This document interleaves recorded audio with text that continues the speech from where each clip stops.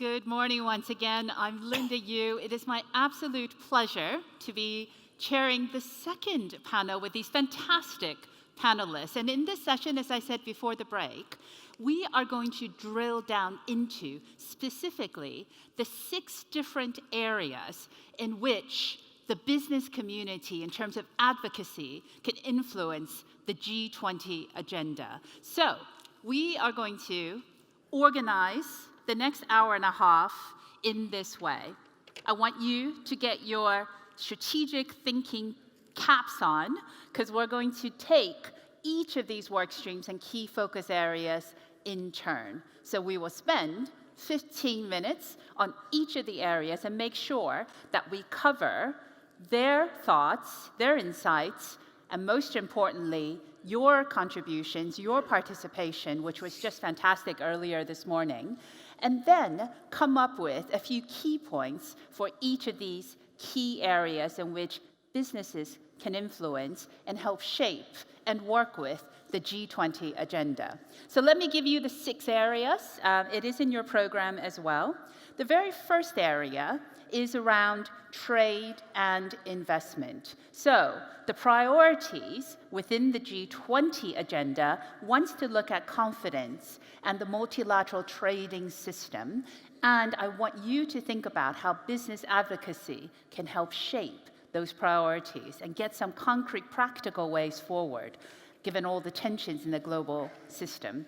The second area is around digitalization. So the G20 priorities there that the B20 ought to think about helping to support and advocate and influence would be around taxes, cybersecurity, innovation. So that's the second block. The third block is finance and infrastructure. So within this block, we will look at financing SDGs, for instance. There's also energy and sustainability. Now, the third and fourth blocks will probably be related, but within that, again, practical solutions to address climate change. Fifth area, future of work and education. Here, I want to map onto the G20 priorities of empowering women and youth. And then finally, compliance and integrity, a key area for business. Within this, we can cover a lot of the cross-cutting themes, including issues that came up this morning around inequality.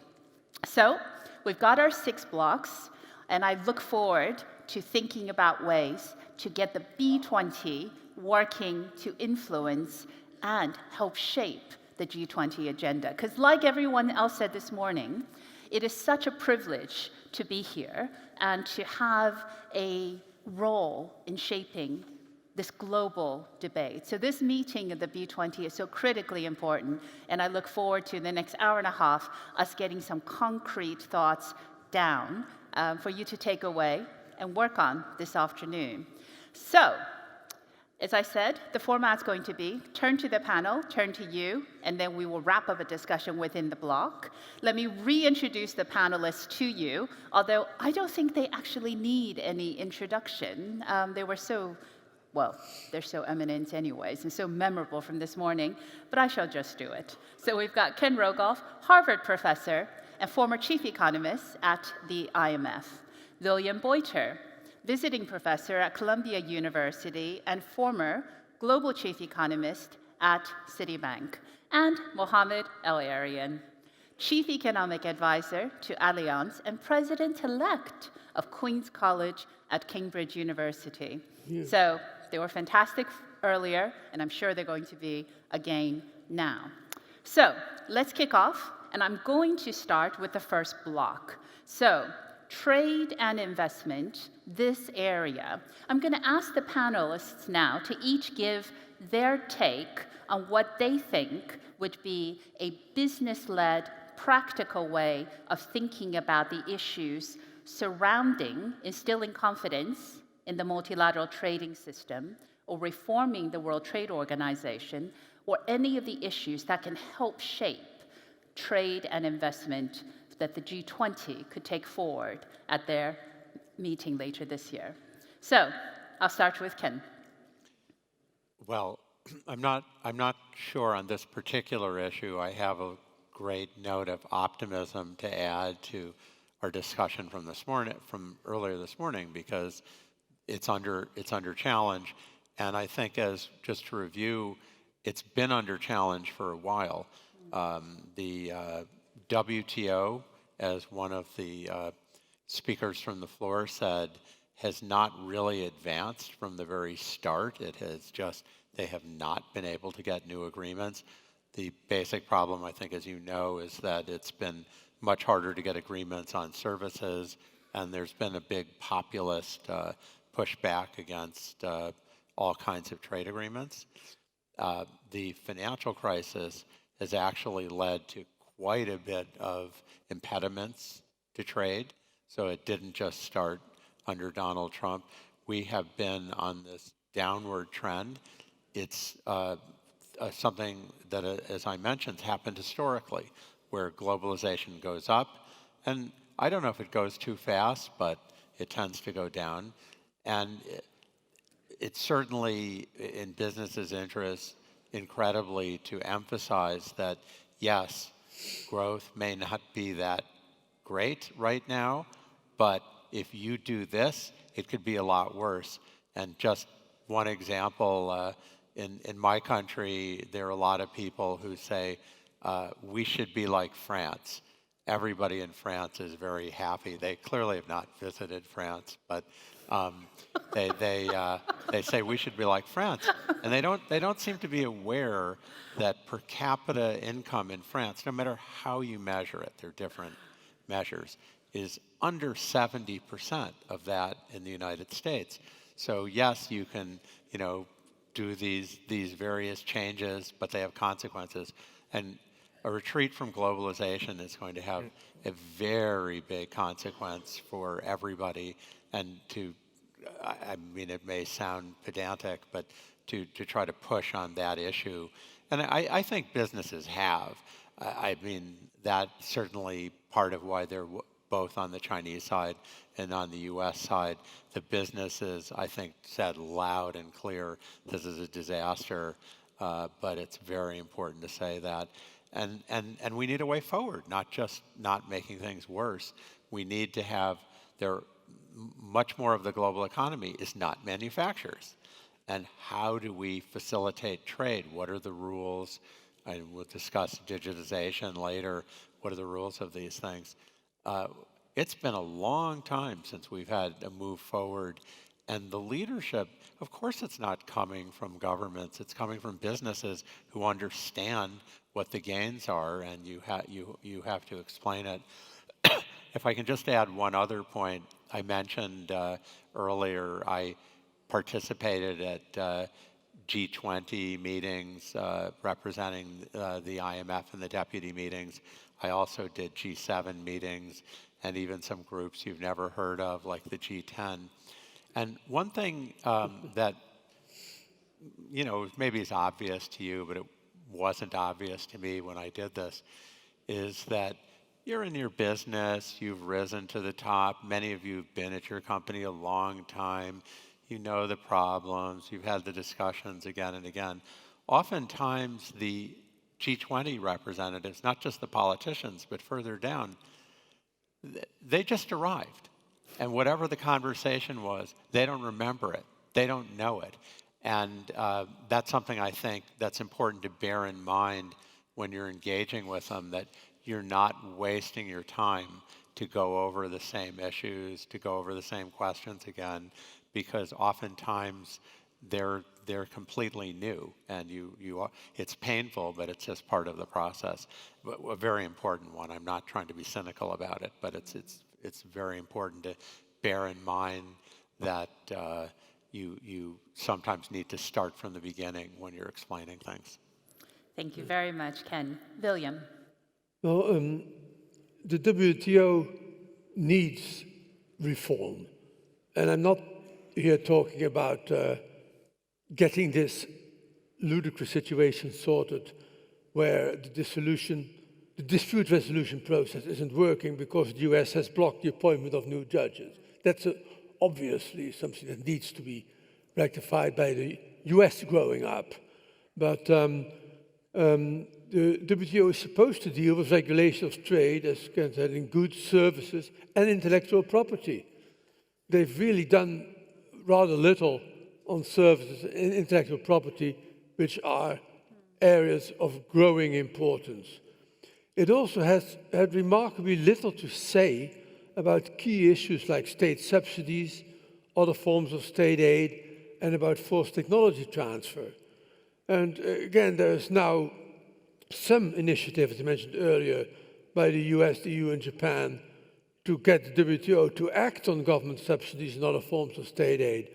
But business should really be pressuring governments to make the WTO into an organization that is fit for the 21st century.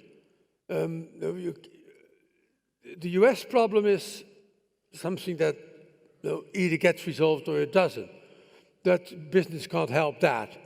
But to refocus the WTO on the services and intellectual property side of things is, I think, something that business can be helpful in. Thank you very much, William. Mohamed.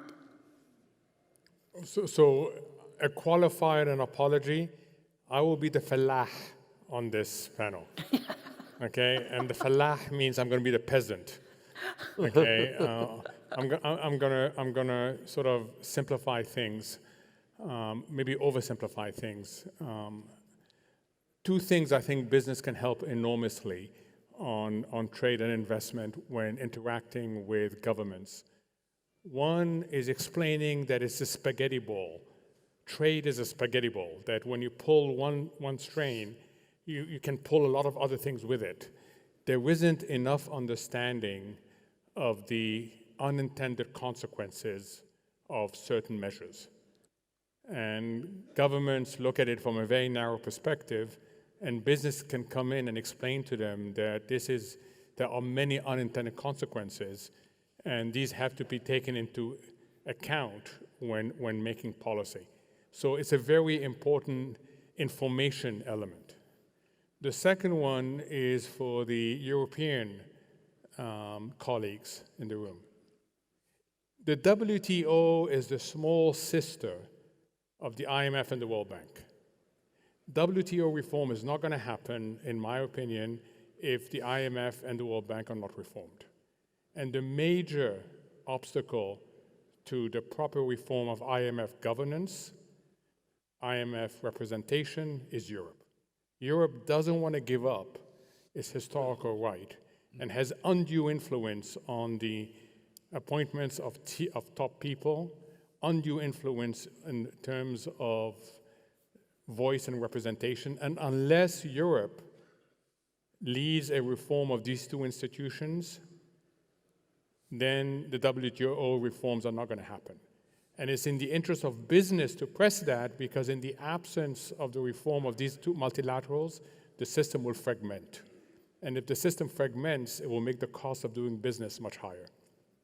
Thank you very much, Mohamed. Just picking up a couple of these strands, I'm going to come straight to the audience for you to come back to the panelists on these issues. But I just want to give you an example of business leadership, indeed, in the world trading system. And what we have seen is that in areas where there isn't enough openness, like services, 70% of the world economy is services, and yet only 25% of services, global trade is services. The Trade in Services Agreement, which was pushed forward in 2013 by a small group of countries, has stalled. Perhaps it's in the interest of businesses to say, we need to have more open markets, and let's restart that liberalization round. And as we get to digitalization in a moment, the recent WTO round, launched in January at Davos, was led by businesses to talk about let's open up digital markets. So a couple of examples there of when we ask the question, who can lead in this change? It's businesses working in concert with governments. Now, the floor is open. You know the drill. You are great at it this morning. Indicate if you'd like to ask a question. I see a paddle there already. So the microphone, please. And similarly as before, introduce yourself, and the floor is yours. First of all, I would like to thank the panel for the great morning. And my name is Ahmed Kauthar from Mindstream Holding. Couple of comments, quick ones. In the morning discussion, I would like just to comment that we would like to have politicians stay away from business and businessmen stay away from politics.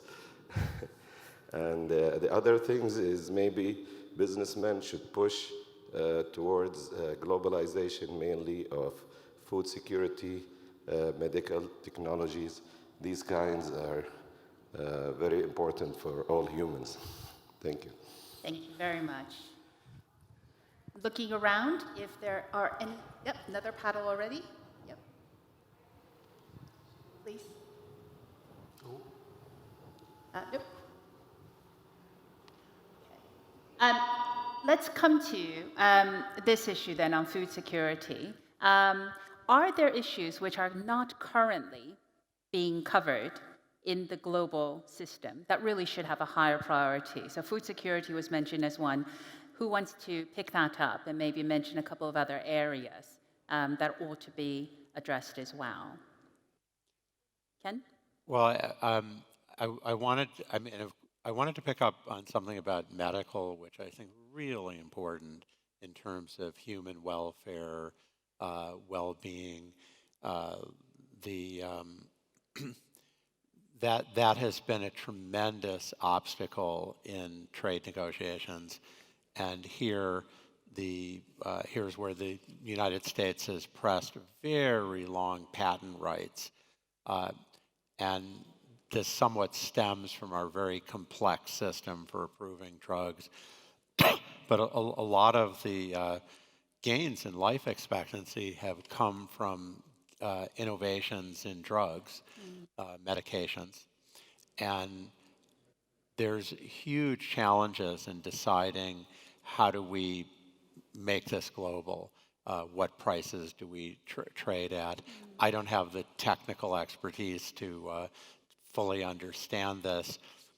The U.S. system has, on the one hand, tremendous innovation, on the other hand, just incredible problems. Everything's very expensive compared to what it needs to be. But this is an area, I don't know if there are any of you in the audience who specialize in this area. This is a very important area to try to make progress. If you're trying to think about making people better off, that's just a very big one. It's one area where intellectual property protection and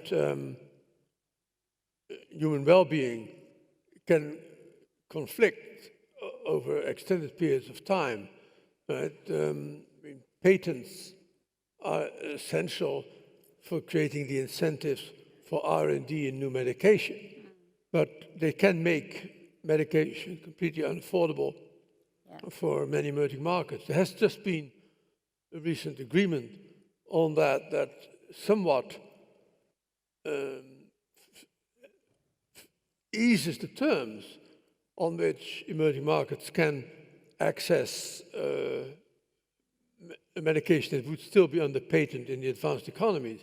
But more needs to be done here, I think, because it's key that stuff that has been invented be made available to those who need it but may not be able to afford it.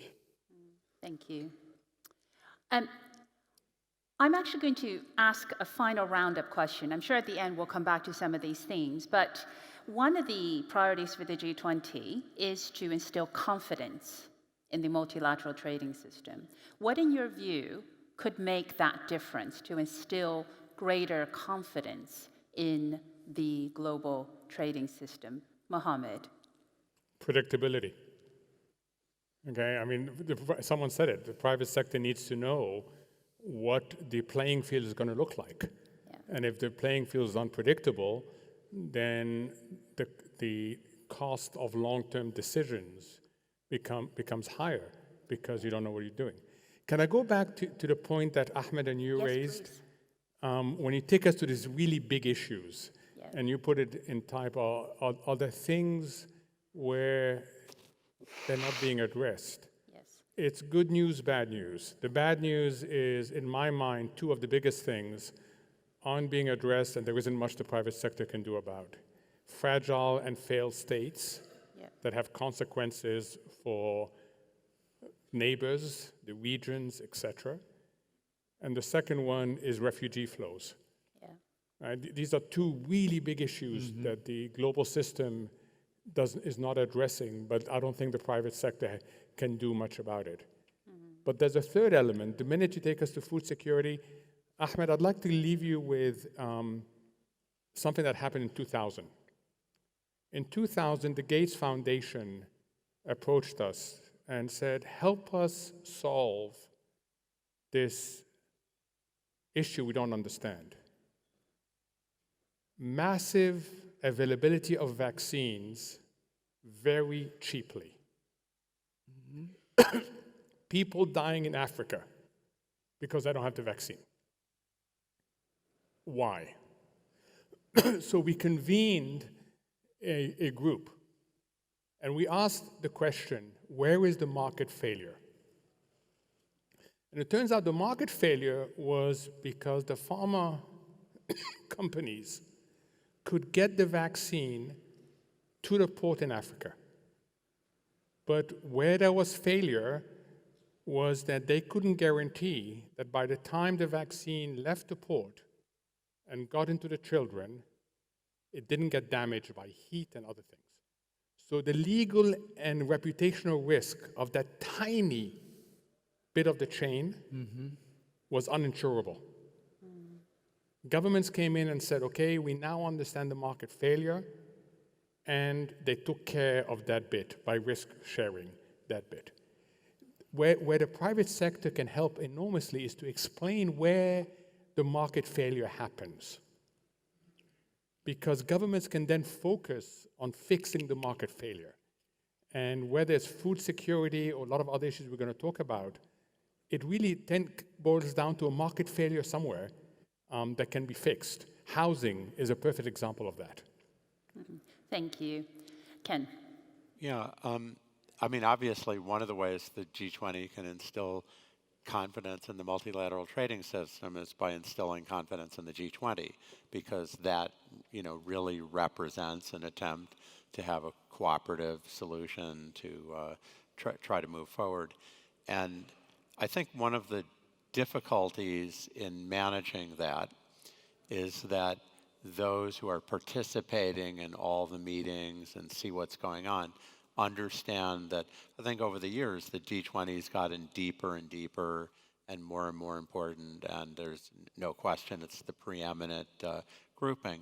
But in terms of the public relations, there's an aspect that's very hard for the technocrats to control, which is the leaders meet and whatever the thing of the day is tends to become news.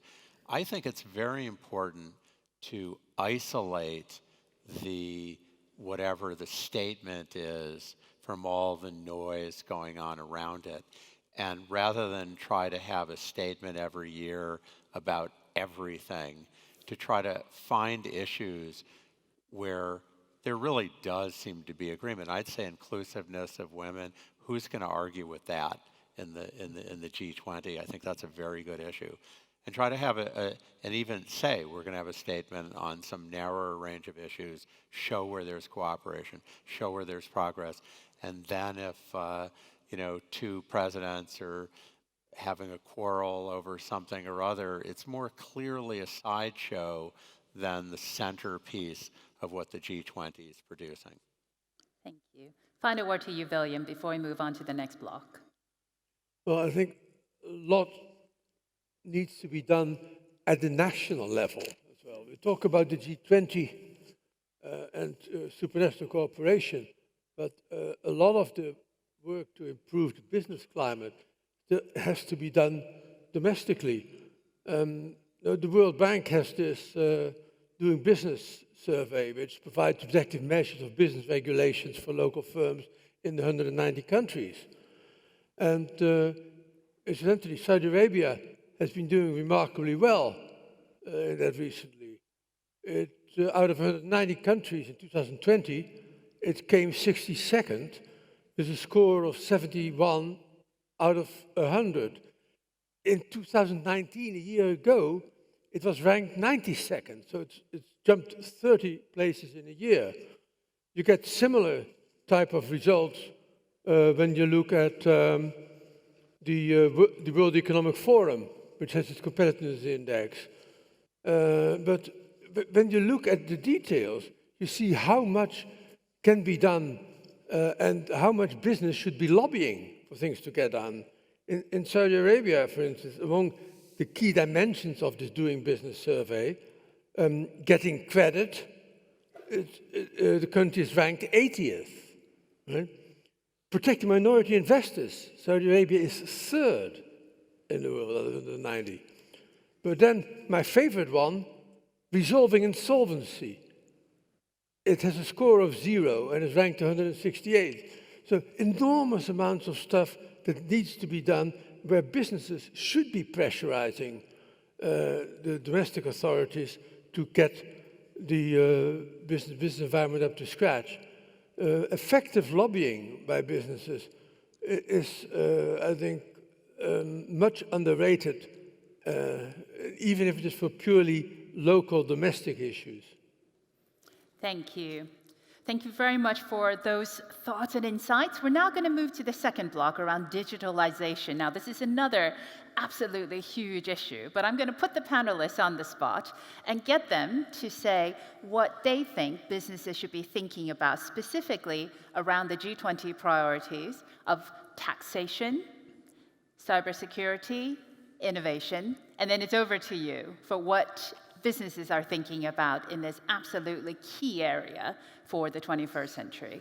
So I'm not always going to start with Ken. I realize that's the problem when you sit on this side of the stage. So I'm going to go first to Mohamed. On digitalization, this agenda, what should be the business leaders here be thinking about? On this one, I'm going to argue that what you do is important, but how you do it is really important. And the how bit is where I think it's what I think is going to define success or not. And let me start with just a reality. The most common thing you hear in Silicon Valley is, quote, we are in the second half of the chessboard. Second half of the chessboard. So that comes from a myth from India that an emperor was so pleased with their advisor that he said to the advisor, you can have whatever you want. And they were sitting and there was a chessboard in front with 64 squares, 8 and 8. And the advisor said, I would like a grain of rice on the first square. And the emperor said, that is the stupidest request I've ever heard. You could have had gold, you could have had silver, you could have had land, and you want one grain of rice on one square? He says, yes. And as you go square to square, and we complete the 64, we will double the quantity every time. And the emperor said, well, that's a really stupid request, but if that's what you want, I will grant it to you. By the fifth row, because of the power of compounding, the implied amount of rice was larger than the output of the country in 1 year. So the advisor bankrupted the country. By the seventh row, it was larger than the output of the world.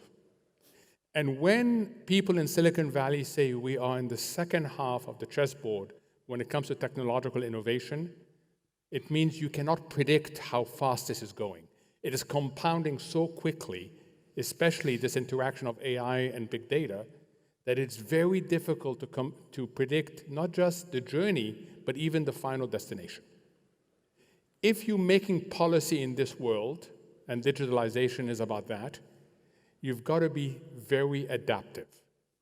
So whatever you do, you have to be open to adaptation, because the landscape is changing very, very quickly. So my only advice here is I don't know what the answer to what is, but the how better be very adaptive over time. Thank you. William. Well, on adapting to digital business models, the World Economic Forum has this Global Competitiveness Index, which has a index of how well the legal framework in the 140 odd countries that they're looking at are adapting to digital business models. Only 4 G20 countries made it into the top 20 there. US in the first rank, Germany 9th, Saudi Arabia 11th, and United Kingdom in 15th place. So there's a lot that remains to be done there.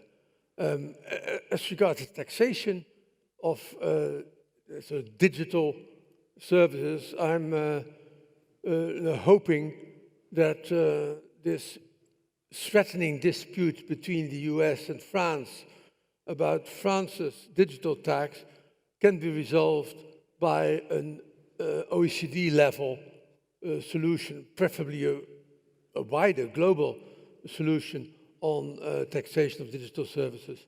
It's essential if we are going to A, preserve the tax basis and ensure fairness in the international tax system. Thank you. Ken, now you are a chess grandmaster, I believe.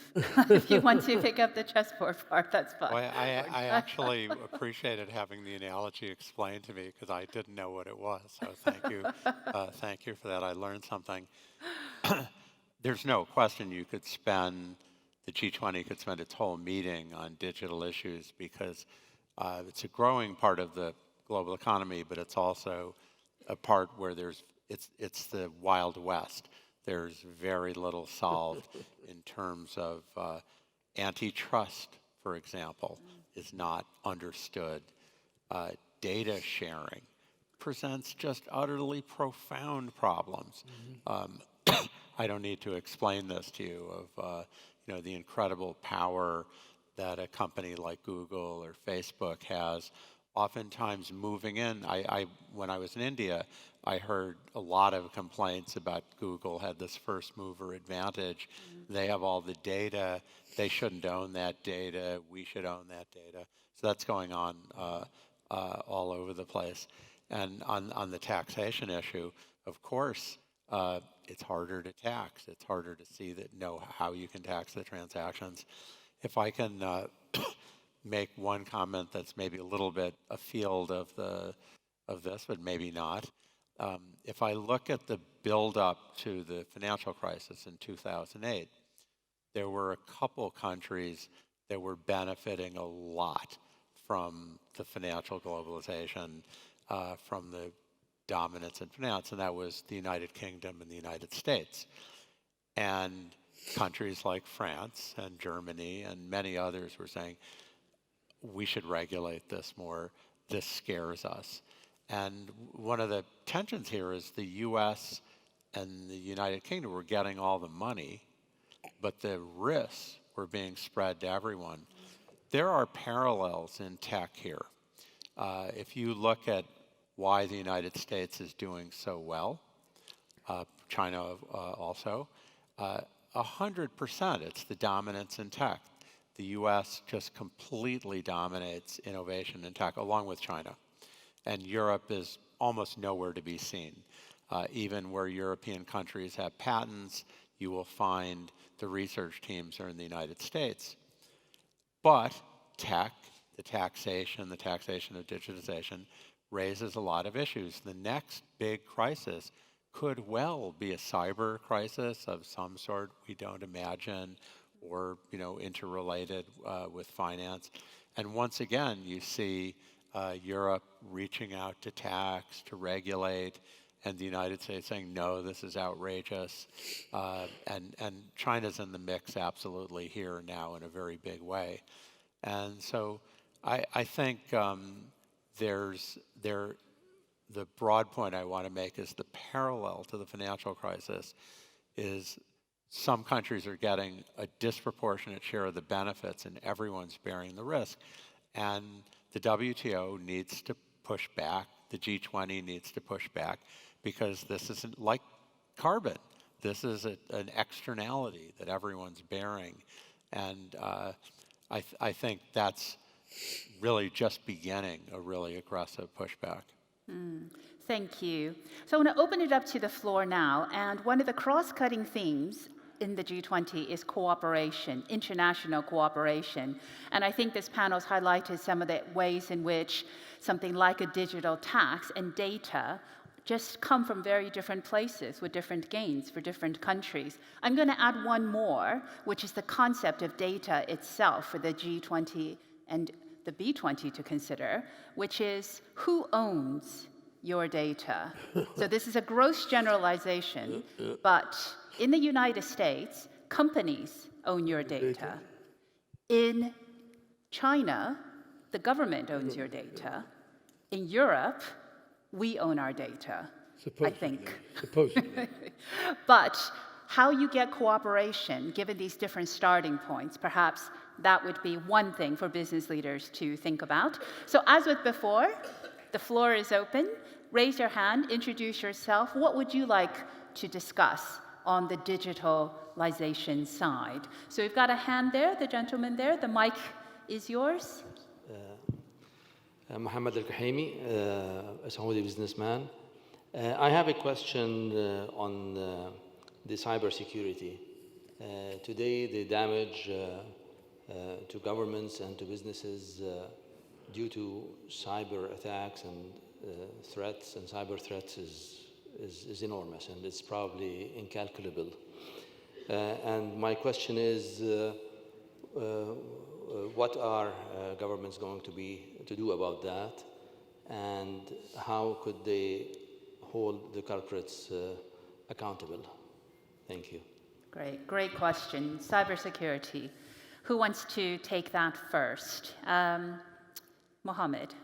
I would just say maybe, Ken, maybe take a couple of questions if there are okay. before. Sounds good. Give some time to think about that cybersecurity question too. Two hands there, so we'll take these two questions, and then we'll come to the German colleague in the front, and then we'll go to the floor. Oh, and the lady there. We'll pick up all of you. Lady? Okay, I'm very shortly. I'm from south of Russia, Bank Center Invest. It's real Yueh bank.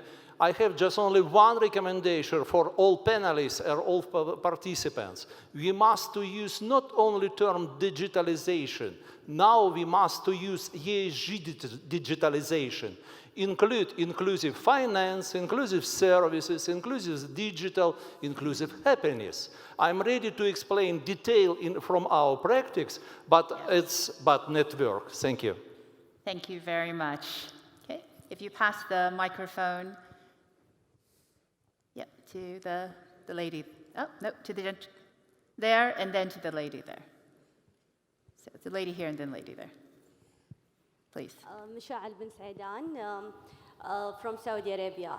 My question is how we can secure the privacy of our data. What is the human rights institution from that? Is it correct to have it belong to the government or companies? It should be belong to the person by himself. Thank you. Thank you. Okay. If you pass the mic along. Thank you. Hello, Muna Busleiman from Saudi Arabia. We started this session saying that businesses can influence, lobby governments, but they cannot impose on governments their desires. Yet we're ending it here where the tech companies have imposed on governments the way that they want their policies on data to be shared. So my issue is that you're saying we have to be extremely adaptive with digitalization and all the policies. We're lacking in policies. We are lagging behind not just the technology, but also the rest of the world. How do you actually connect these two? I think maybe the horse has gone out of the barn or the cat is out of the bag, as they say. Thank you. Okay. We'll go to the German colleague here. And then the gentleman in the back, and then we'll turn to the panel. Yeah, please. thank you very much. Stormy Milner from the Federation of German Industries. I just wanted to remind us, because I haven't heard that on this panel yet today, that we have the Women Council, and it is supposed to develop actionable recommendations how to integrate women more into the workforce and into the labor market. So I would urge us to integrate one recommendation on gender issues into each of the working streams. And that's what I want to ask the panel.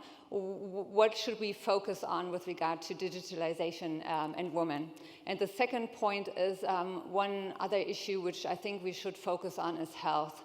It doesn't have an explicit task force, but I think it should be at least recognized in a couple of task forces, such as digitalization, but also employment, education, responsible business conduct, anti-corruption, and so on.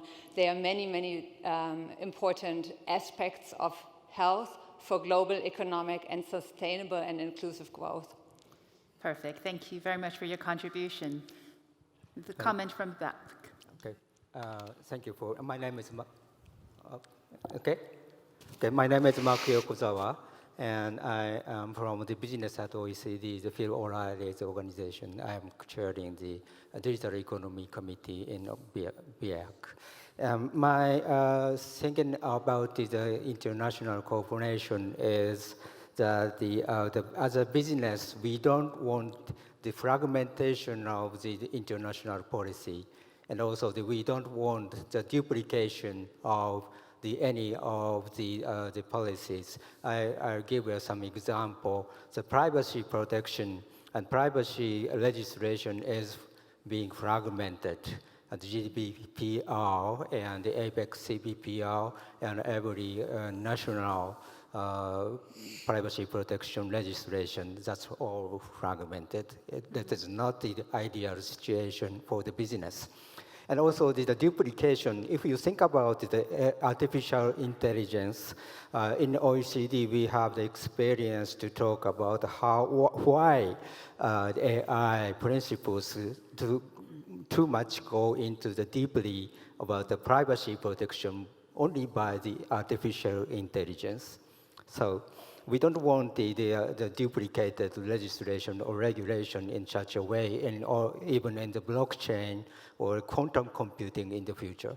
So a duplication and the fragmentation, how we can reject these the concept to the policymakers. That's my question. Another great question. Thank you. And a question here. My name is Svenja Falk. I'm part of Accenture and have the honor to be the knowledge partner in the Women in Business Action Council. I have a comment for Ken. So I'm also leading a work group under the umbrella of the Platform Industry 4.0 on digital business models. I'm far more optimistic about Europe than you are, because I think we have a lot of expertise in bringing together the physical and the digital world. This is where I believe the future is. And then building on that, I have a question for the whole panel. Where do you think will value creation in the future come from? What we see is that digitization has shifted value pools in general rather than creating new ones. Thank you. Thank you. Incredible range of questions. I'm going to pick up one more. I want to hear what everyone's got to say on this, and then we'll come back to the panel. Please, in the back. Yes, hello. My name is Sarafa Jabardi. I'm general manager and co-founder of Clear Vision IT Technologies from Saudi Arabia. I'd like to ask Mr. Mohammed, in context of speaking about how fast things are going, the speed of change. Now, speaking about negative change, we know a lot about that.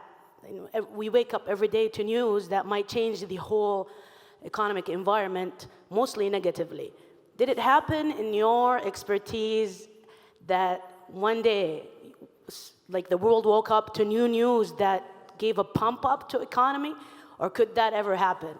Thank you. Thank you. Okay, and the final question here, too. Ali Ibrahim, just building upon what Stormy said before, the digital transformation is working for the big businesses and the 1%, the 2%, and the 5% of the world. How could we see the digital transformation working for the 95% and the rest of the world? Another great question, another cross-cutting theme, SMEs. Wow. Okay, those are some terrific questions, and now we're going to get some terrific answers. Ken? So first of all, it was an incredible range of not so much questions, remarks, and ideas, and you can certainly see the vibrancy of this issue. I'm going to pick up a few things. First, on Europe and tech innovation. Well, the best anti-monopoly program would be for Europe to pick up its game and provide competition, and that would be very good. I have to say I'm doubtful that that will happen in the near term. I think there will be many Europeans at the forefront of technology, but they won't be in Europe. I think the legal system, the tax system, and others right now puts Europe at a big disadvantage, which is by and large why the large pools of talent have not agglomerated there. But that could change. It could change because Europe changes. It could definitely change because the United States changes, which is a possibility. The privacy of data, this is really maybe harder for me to think of a more profound issue over the next 50 years than who owns this data.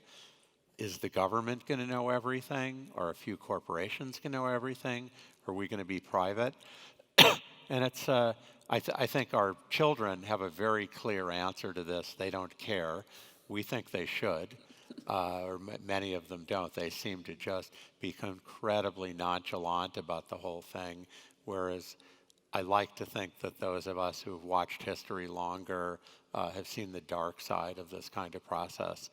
And I don't want to give a glib answer. I think it's a very, very difficult question. At the root, of course, the individuals have to own it. Just to mention, we face this all the time, but you usually don't know about it. You know, it's more subtle. But the program I use for email has, well, it's Outlook, has suddenly started, whenever I get an email, generating a series of context-based responses. It's not the same three things. It's just exactly 5 plausible short responsibles to the email I just received, which means it's being processed in a computer somewhere, maybe in Rochester, New York, and somebody has the data on this email. No, they're not keeping it, they're not using it, but it's just incredible. It's very scary. Now I'm thinking about your last email reply to me, Ken. Was that AI generated? Yeah, maybe. And I think then on inclusiveness, okay, this is a very broad issue. Digitization's one example of that. There are parts of Africa where digitization's been empowering, where they've found low-cost ways of doing finance, of doing business that have made use of digitization. Yes. I mean, even there, it's not everybody. But I think, in fact, digitization offers a lot of options, and education would be a leading one where, Willem said how incredibly segregated it is in many ways, and by making it more digital, we can solve that. But again, there were a huge range of great comments, and I can't address them all. Thank you. William. Well, digitization benefits many as consumers, but it benefits the few as producers. And the inequality in the digital industries is often staggering. Most of the income that is earned in it is not wage income or capital income in the economic sense. It's pure rents, right? Returns to genius, luck, and monopoly power. And the solution to that, again, is fiscal, ultimately. If the inequality is deemed to be socially excessive, you go after it with redistributive taxation. As regards women and digitalization, it remains the case that Silicon Valley is still overwhelmingly a male preserve, and so are many of the other Silicon Valleys. The longer-term solution to that will have to be educational, but whether you can do something in the short term that is more aggressive and doesn't require you to wait for another vintage of high school students to work their way through college and get decent jobs, I don't know, but it is rather distressing to see how male-dominated the main digital industries still are. Thank you. Mohamed. I mean, great comments, and I've been taking so many notes. I want to start by responding to Ms. Suleiman's comment about its technology companies have imposed on the rest of us. I think if you look at the history of most major technological innovations, you have very distinct phases. Phase number one, the originator and the adapter of the technology is in full control. And they are popular. And they are popular because what the technology does, it simultaneously lowers the barriers to both demand and supply. And there's nothing that society likes more than to be able to access something that it couldn't access before. And this can be provided also much easier. So the first round is the innovator is in control, society buys into it, it's wonderful. Phase two is society tends to overconsume and overproduce whatever it is that has been enabled, which leads to an accident. Most innovations in round one have an accident at the end of them. And we're having the accidents in technology because it enables bad actors, it raises questions about privacy, and then governments get involved and governments start playing catch up. So the only thing I would say to you is you're absolutely right in terms of your observation, but we are still very early in the innovation phase, and it remains to be seen how it's going to evolve.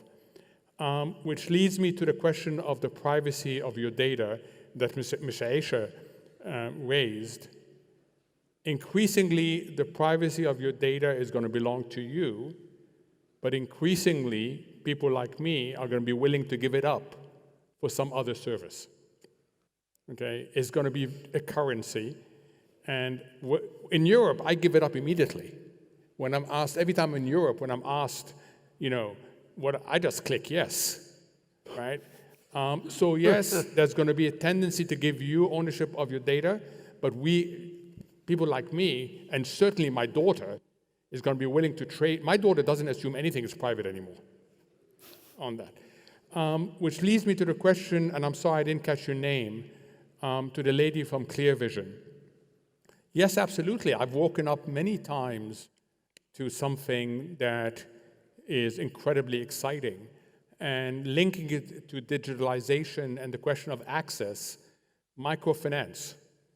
What microfinance has enabled women and girls to do in Africa is incredible. And it's not just about enabling them to be more productive, but if you look at studies that have been done, especially by the Center for Research on Women, it also reduces domestic violence, it also reduces child marriages, it also reduces teenage pregnancy. Why? Because as members of society, the women and girls become more productive, they are valued more within the society, and therefore all the other bad things happen less. So yes, there's been lots of innovations, and it's not just bad news. Finally, the reason why I took many notes is because people have raised really interesting questions. And there's one very provocative statement that was said, I don't have an answer to, but I go away and I'm going to think a lot about it, which was the comment that until now, we're simply shifting value pools rather than creating new value pools. That is a very consequential statement, and it's one that I need to think about a lot more, so thank you. Thank you. We're going to move on to our next block. Now, the next block, as I said at the beginning, it's actually quite related to two of the different work streams. So we're going to talk about energy and sustainability. We'll also talk about finance and infrastructure. And I'm going to pose two direct questions to the panel before opening it up to all of you for some more great comments. The first question I'm going to ask each of them to address is, what is your one, you have to pick one, practical solution for climate change? And the second question will be how to finance the Sustainable Development Goals. So, first question, I know there's lots of practical solutions, but what is the one practical solution to address climate change that the B20 might want to consider? Willem, I haven't called on you first yet, so I'm afraid this one is yours first. Well, not going to be terribly original here. It's a carbon tax at a global level.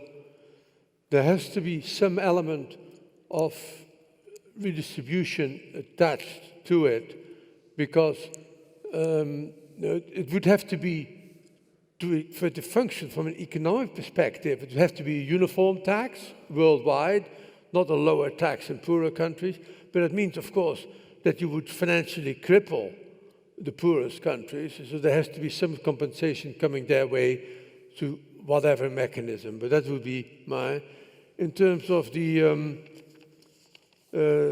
Sustainable Development Goals, well, 17 goals, 169 targets.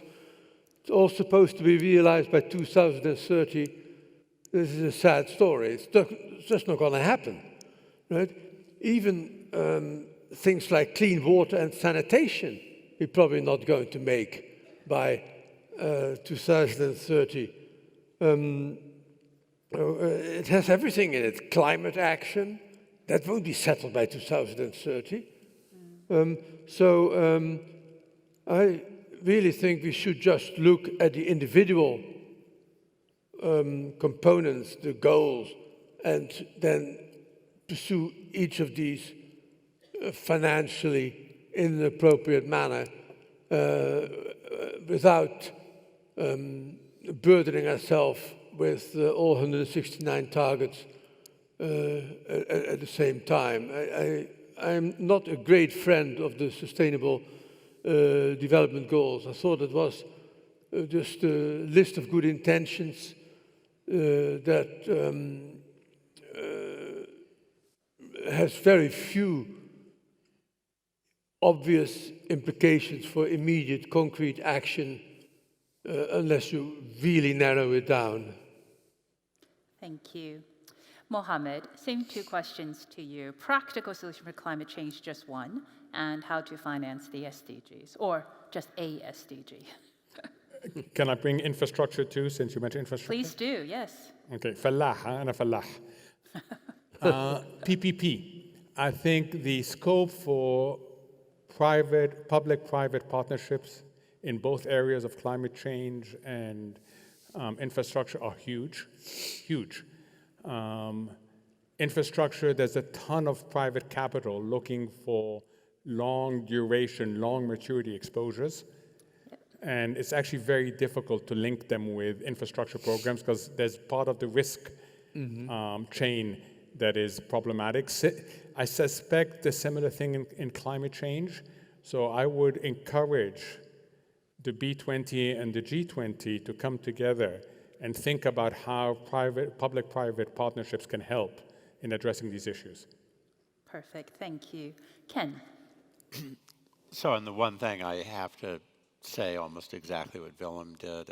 I mean, every economist practically believes we need a global uniform carbon tax. There's no other plan. If you did it right, it's actually not that expensive in the aggregate. But there does need to be a redistribution. And we, half of people in Africa don't have electricity. In Asia, the average age of a coal plant's 12 years, so it's very expensive to phase them out compared to 45 years in the West. I've actually built a proposal for a World Carbon Bank. Not that we need another international institution, but I actually think we do in order to both share technology, give technical expertise, but also to provide some redistribution, not necessarily just from the carbon tax, but specifically targeted at this topic where we have things in the United States like the Green New Deal. It's very inward-looking. It's not going to do anything if you don't get buy-in from advanced countries. And one area where there's, I think, it has to be acknowledged to be a bit of contradiction is we would like Africa to be the next Asia. But if it is, just imagine the amount of carbon footprint that it will have.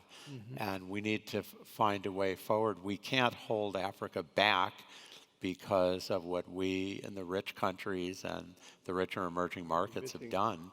And there clearly has to be redistribution, but there also has to be sharing of technology as we find ideas. If you want to think the demographics, the world's slowing, not in Africa. And in addition to all the problems, there's a lot of potential there, but there's a contradiction between the climate goals and the SDGs. It's very fundamental. Before I open this up, how likely is it we could find international cooperation on this global carbon tax, given where we currently are, and maybe some ways around it? They say politics is art of the possible. William. Well, we may start in Europe. To do it would require, I think, a major act of collective imagination and intelligent generosity.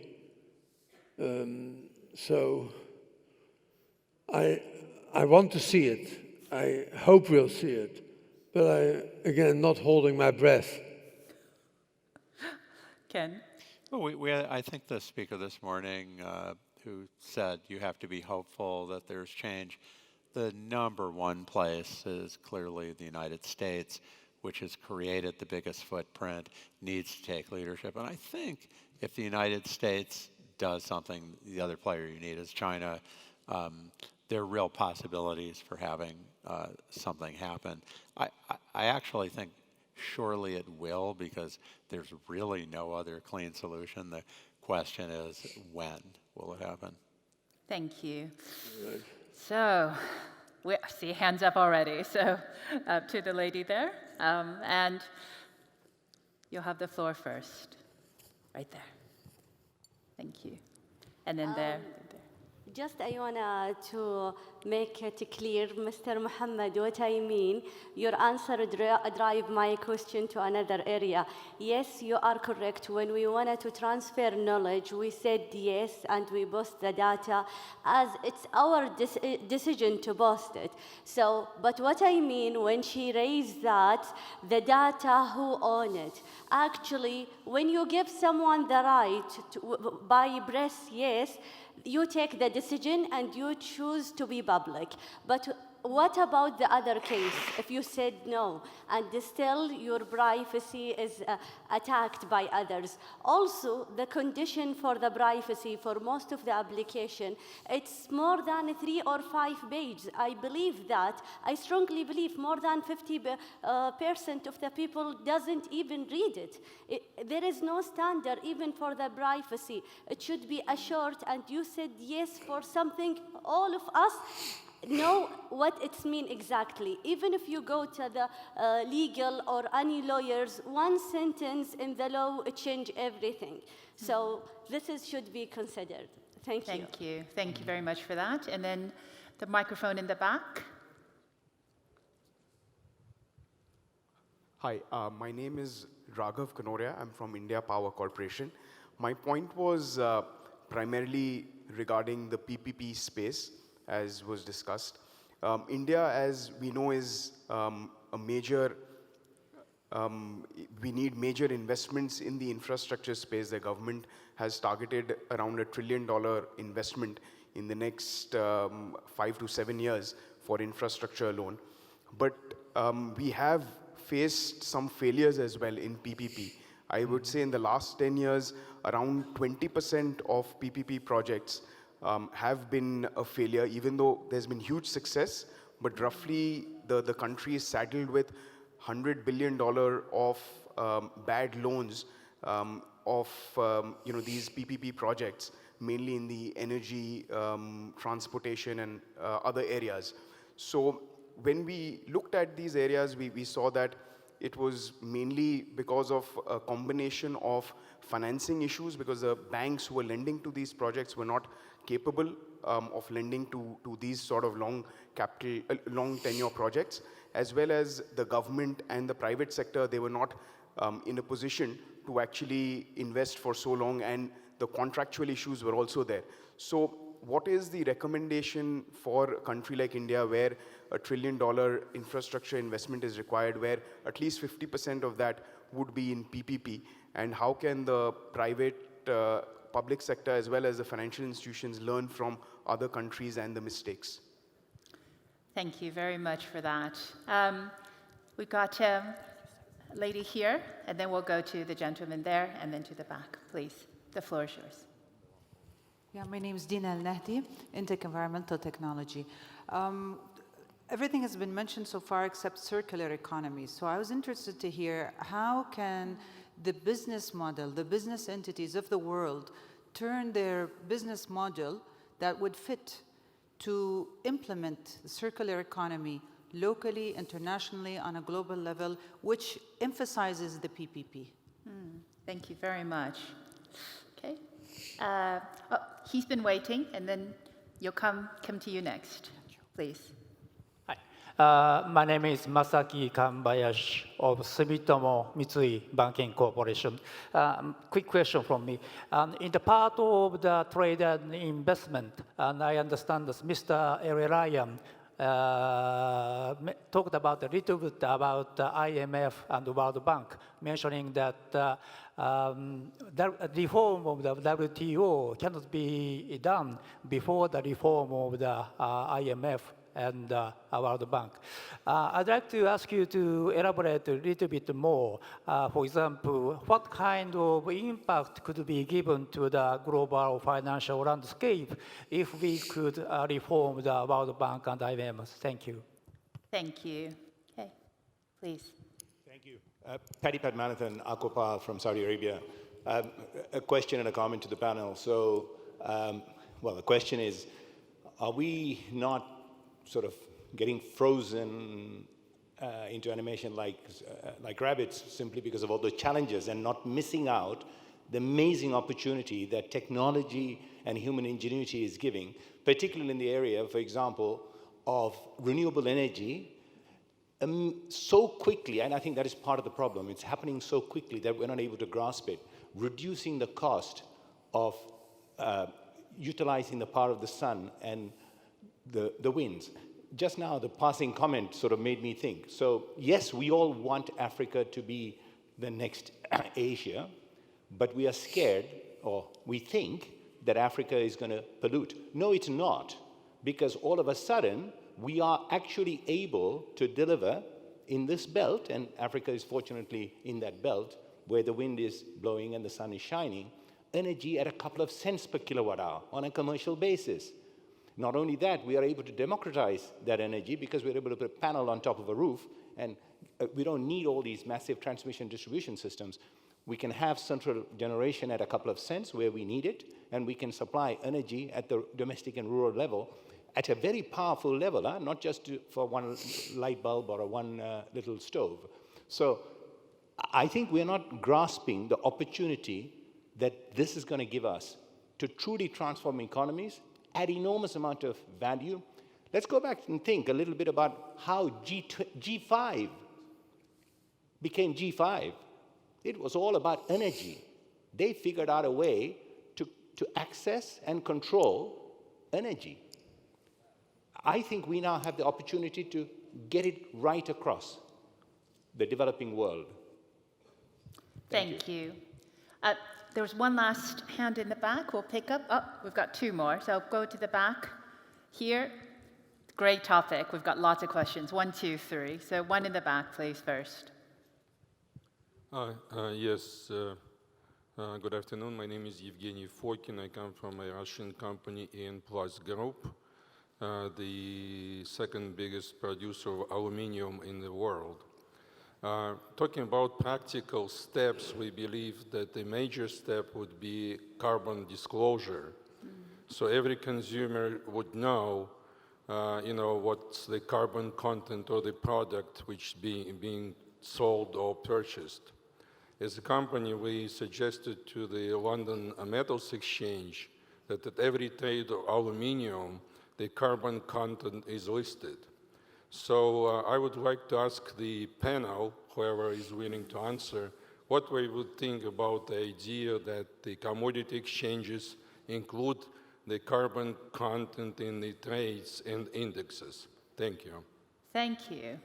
And then over here, was there a question there? No, I can't really see. So it was there.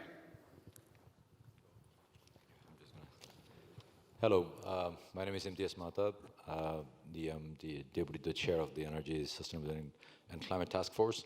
I have a very quick questions. And in the morning we heard about trade, how it impacted the flow of capital.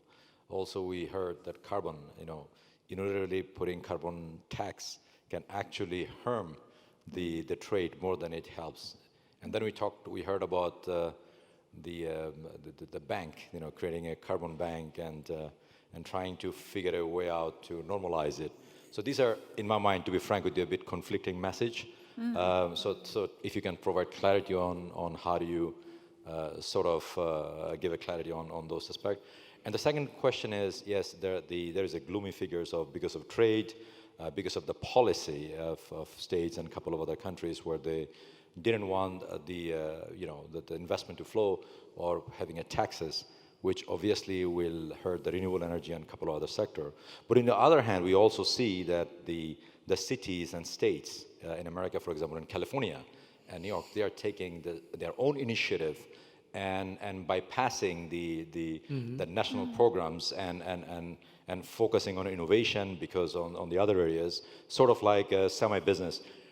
Don't you think those are opportunities that they can push more than the country where, so the question is, do you see this, that the states or the region or the cities of the future will play a more important role than creating a policy at the country level? Thank you. Another great set of comments and insights and questions. Coming back to the panel. Well, let's start with Mohamed this time. So first, apologies to Mr. Aisha. I completely agree with you. I just misinterpreted your question. I apologize for that. To our colleague on India, he said, PPP, we see it as necessary to fund half of our infrastructure need. However, 20% had problems.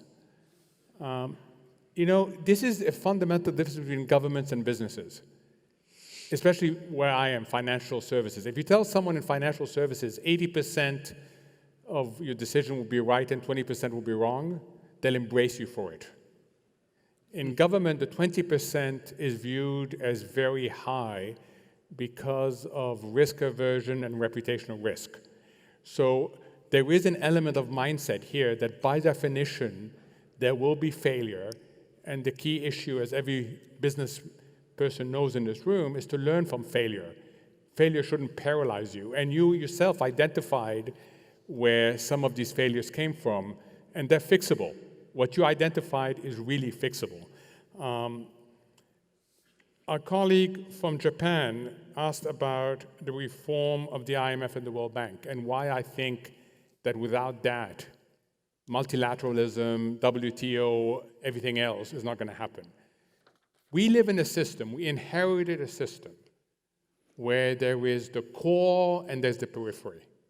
The core provides the public goods, the reserve currency, the intermediation of savings, coordination, policy coordination. And then the periphery interacts with the core, trusting the core to be responsible and predictable. That is the system that we inherited. The core used to be occupied by the G5. And then the world evolved. So we evolved to either a G1 model, which people have problems buying into, a G2 model, US and China, where there's conflict between the two, or a G20 model, which is relatively young and still finding its full effectiveness. But there's been no replacement for the G5.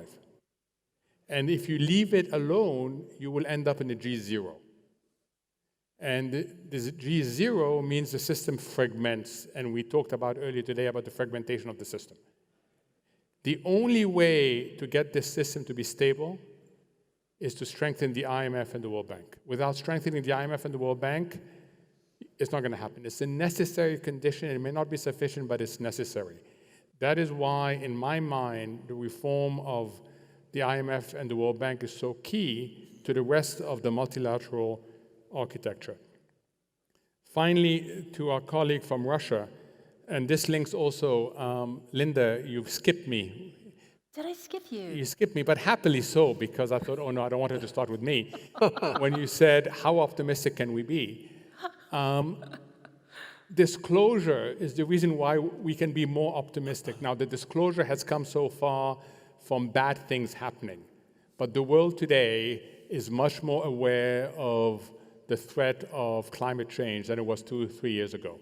So disclosure is a good thing. I love your disclosure. Your disclosure is much more constructive and orderly, which leads me to, if you want to be optimistic about a carbon tax or anything else, you have to name and shame.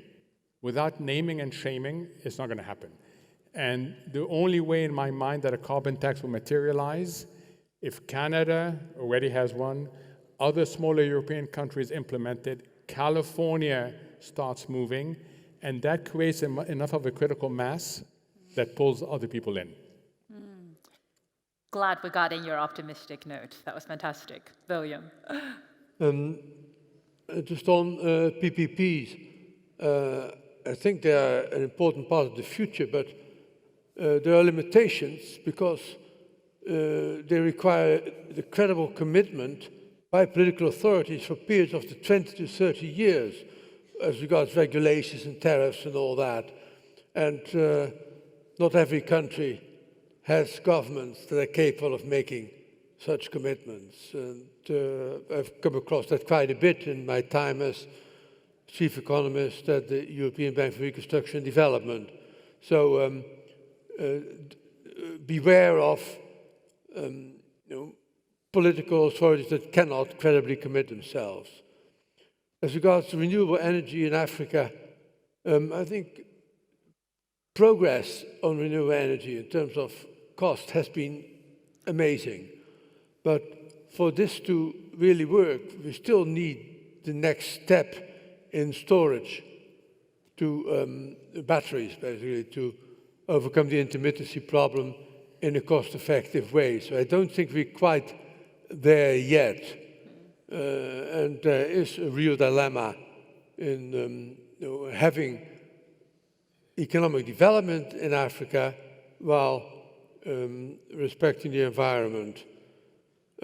Carbon content disclosure, and for its own sake, I think I wouldn't be particularly interested in. As part of the tax system, of course, it would be an integral part. And finally, state and city level initiatives are welcome as complements to, or sometimes substitutes for, the absent central government, the federal government, energy and climate change initiatives, especially in the US, but we're dealing with a global externality here, a global public bad that has to be addressed. So to go to lower levels of governance to manage that is somewhat counterintuitive, is second best.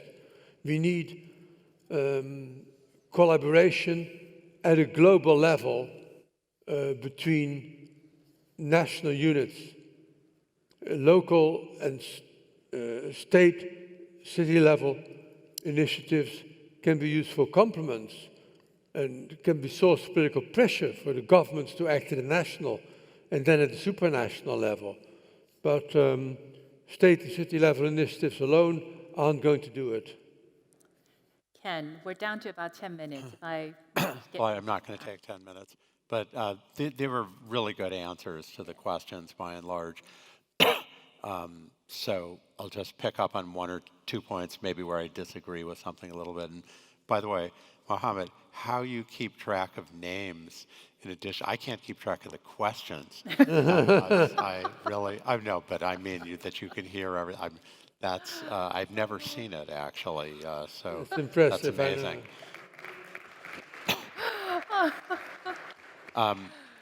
I certainly, but I'll pick something I disagree with. I certainly agree. The World Bank and the IMF need reform, first starting with governance reform.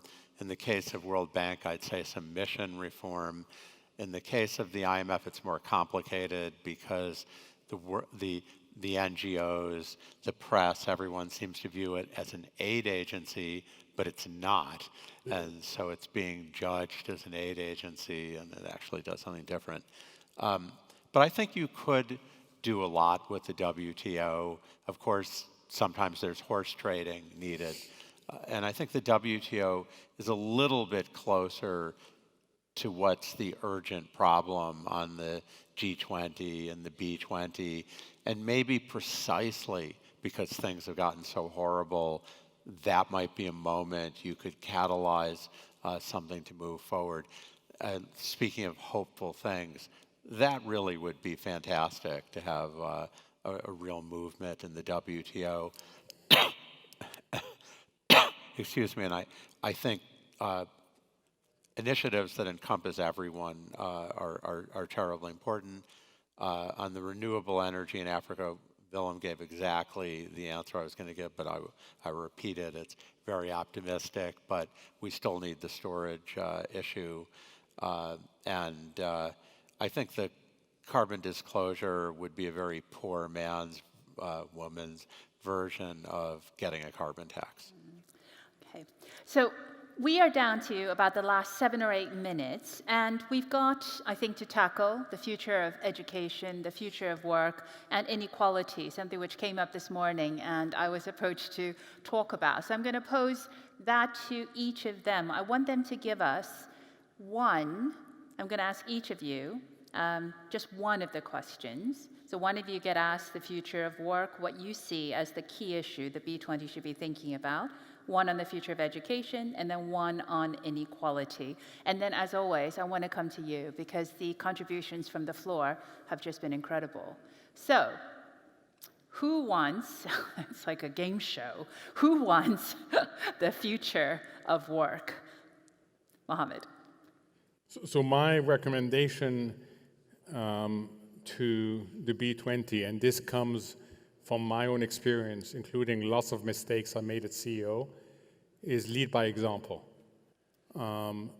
If you want to be inclusive, if you want to see more diversity that leads to cognitive diversity, that leads to better results, start looking within, and start looking in particular to unconscious biases and blind spots. I can give you the next half hour of things that I discovered. And we got trained. We actually got trained in unconscious bias and blind spots, and we were doing silly things that really impacted our ability to be a good firm and an inclusive firm. I'll give you one example. We were in a promotion meeting, the 5 top people of the company.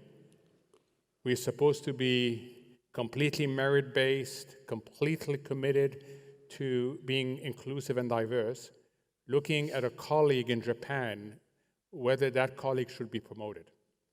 And there was no question that that colleague's results were outstanding. However, we felt that that colleague's communication skills needed improvement. So we decided to hold that person back from what they were looking for most, which is public recognition. Pay them, give them a good message, but would not give them really what they wanted, knowing that we took a risk for the company of someone leaving, but we thought that that was a risk, a responsible risk. And then, alhamdulillah, someone spoke up and said, let me get this right. He's Japanese, working in Japan with Japanese clients, and we're holding him back because his English communication skills are poor? How's our Japanese? And there was a moment of realization that we were so complete unconscious bias, that we were discriminating against somebody because we were based in the US, born in the US, and we remain fundamentally a US-driven firm. So my recommendation to you is look at what you're doing and lead by example, because that will be very impactful in terms of the message you give and the actual results on the ground. Thank you. So your colleague got the promotion, right? Yes. Okay, good. Just making sure. The end of that story. Who wants to take the future of education? Well, I'll say something quick about that and one other point. I think the future of education has to be disruption. It hasn't come to education. It's just incredible. I mean, in the small it has come, but it is not. And that really is something that gives the possibility for wholesale change and inclusiveness. And again, it's also about lifelong learning. I wanted to make one comment about women, and this very much focuses in on my little world, where in economics, women were being integrated into the top academic positions, and then it stopped, it slowed down, and the progress just was not that great. It wasn't zero, but it wasn't that great. And where we are now is there's an incredible effort to bring women into all the top universities. And depending on your perspective, I mean, it's extremely aggressive. There are many universities where their marching order to the many departments, but including their economics departments, is basically you can only hire women. And it's certainly been a dramatic difference in the market. And it's extreme, but it is also true that it wasn't working. And I don't know if that's right. It's quite a challenge, but it's not as extreme as the tech, which Willem referred to, where you can go see these giant rooms of coders and there's barely a woman. No, it's not nearly that extreme, but there is a real question of how do you make a transition so that they're role models, so that people, young women feel this is something where we have a future, how do you create the dynamic to have more inclusiveness? Thank you. William, this means you get inequality. How are we going to solve it in 30 seconds? Well, educate, and if lifelong learning, including retraining, and use fiscal mechanisms if that fails. Don't be afraid to use taxes to redistribute. Well, this has been such a tremendous panel. We are really very much out of time, but if anyone has a burning question to be asked, We will come to you, and I'll give the panel. I won't take. You could keep your questions to concise. I will take these questions and comments, and then we will go to the panel for final word. And then, of course, we all have lunch to discuss these issues further. So let's pick these up quite quickly if we can. So the microphone's there. Thank you. I'll make this very, very brief because I know we're running late for lunch. So I'm going to take us back a bit to re-emphasize the point about innovation and data. So as a way of context, I'm the global head of financial crime and industry affairs for a company called Affinity. In effect, we are a data and technology company is what we do to power markets and provide risk intelligence. I can't overemphasize the need and the opportunity for the B20 really to discuss this and bring this to the G20. And I'll be very specific on what the issues are. First, in terms of the conceptual differences between the European approach, the approach in the US and the approach in Asia, is it a bit a false dichotomy in terms of who actually owns it? Because some very practical things that I think the businesses and the governments need to have a very honest debate about. The first is this concept of the right to be forgotten. So a number of companies have to deal with sanctions regimes, as an example, as another regulatory requirement, which necessitate them to process personal data simply to meet compliance obligations. I might have to leave you at the first point because we're now minus 45 seconds, if that's all right. I'll stop there. Thank you. Thank you, but very good clarification. Thank you. And then final comment.